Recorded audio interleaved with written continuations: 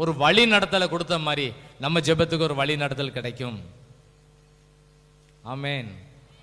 நீங்க சொல்லுவீங்கன்னு ஒரு கேப் விட்டு பார்த்தேன். ஆமாம், நீங்க ஒரு ஆமேன் சொல்லுவீங்கன்னு சின்ன கேப் விட்டு பார்த்தேன். நீங்க அதை எல்லாத்தையும் ஃபில் பண்ணிருந்தா என் ஜெபத்துக்கும் பதில் உண்டு. தாவீது பண்ண ஜெபத்துக்கு நல்ல பதில கொடுத்தாரு, சகலத்தையும் திருப்பி கொண்டார். ரெண்டாவது குறிப்பு, தாவீதுக்குள்ள என்ன இருந்ததுன்னா அபிஷேகம் இருந்துச்சு. அந்நாள் முதற்கொண்டு தாவீதின் மேல கர்த்தருடைய ஆவியானவர் தங்கி இருந்தாரு. பரிசுத்த ஆவியானவர் யாரும் இழந்து போயிடக்கூடாது. அப்படி இழந்து போனா நான் இழந்து போன அபிஷேகத்தை திரும்ப தாரும்னு கேட்கணும் எல்லாரும். தாவீதுக்குள்ள விசேஷித்த ஆவி உள்ள இருந்தனால எல்லாத்தையும் ஜெயிச்சிட்டார்.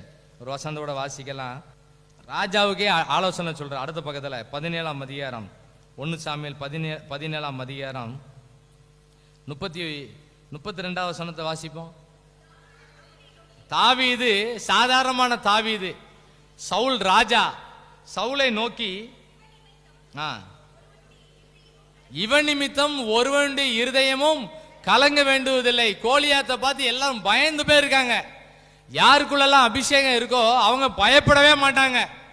தேவன் நமக்கு பயமுள்ள ஆவியை கொடாமல் பலமும் அன்பும் தெளிந்த புத்தியுள்ள அபிஷேகம் பரிசுத்தாவி உள்ள இருக்கா இல்லையான்னு எப்படி கண்டுபிடிக்க முடியும்?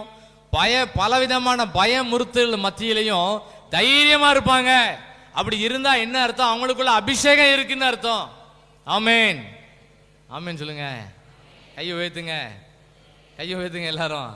இது ஒரு கடைசி காலம், நல்ல எழுப்புதலா இருக்க வேண்டிய காலம். ஆண்டவர் இதுக்கு மேல எப்படி எப்படி நடத்த போறாருன்னு தெரியல. கடைசி கால சம்பவங்கள் நடந்துகிட்டே இருக்கு. நான் பிறகு பார்த்துக்கலாம் நினைச்சிடக்கூடாது. நான் ஆண்டவரை ஏற்றுக்கொள்வதற்கு முன்னால நினைச்சேன் 60 வயசுக்கு பிறகுதான் ஆண்டவர்களை வரணும்னு நினைச்சேன். நல்லா ரிட்டையர்ட் ஆன பிறகுதான் ஆண்டவர்களை வரணும்னு நினைச்சேன். ஆண்டவர் பார்த்தாரு, வேலைக்கு ஜாயின் பண்ண முன்னாலே கர்த்தர் சந்திச்சிட்டார். ஆமேன். 60 வயசுக்கு பிறகு ஆண்டவர்ல வந்தா என்ன ஆகும்? என்ன தூக்கிறதுக்கே ஒரு ஆள் வேணும், என்ன ஆண்டவர்ல நடத்துறதுக்கு தூக்கிட்டு வர்றதுக்கே ஒரு ஆள் வேணும், கூட்டு வர்றதுக்கே ஆள் வேணும். ஆண்டவர் என்ன காலேஜில் படிக்கும் போது 20வது வயசுல கர்த்தர் என்ன சந்தித்தார். ஆமேன்.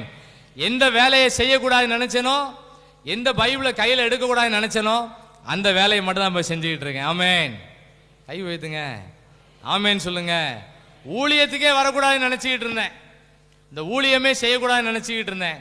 கர்த்தர் என்ன சந்திச்சாரு. எல்லா பணிகள் மத்தியில ஆசிரியர் பணி கொஞ்ச நாள் செஞ்சுட்டு எல்லா வேலையும் விட்டுட்டு முழு நேரமா கர்த்தருடைய பணியை இன்னைக்கு செஞ்சுக்கிட்டு இருக்கேன். ஆண்டவர் நிறைய ஆத்துமக்களை ஆதாயம் பண்றதுக்கு ஒரு வாய்ப்பை ஏற்படுத்தி கொடுத்திருக்கிறார். ஆமேன், ஆமேன். எல்லாம் கை வைத்துங்க. ஆமேன், ஸ்தோத்திரம். நம்ம வீடுகளில் இருக்க வாலிபர்கள்லாம் சந்திக்கப்படுவாங்க, கண்டிப்பா சந்திக்கப்படுவாங்க.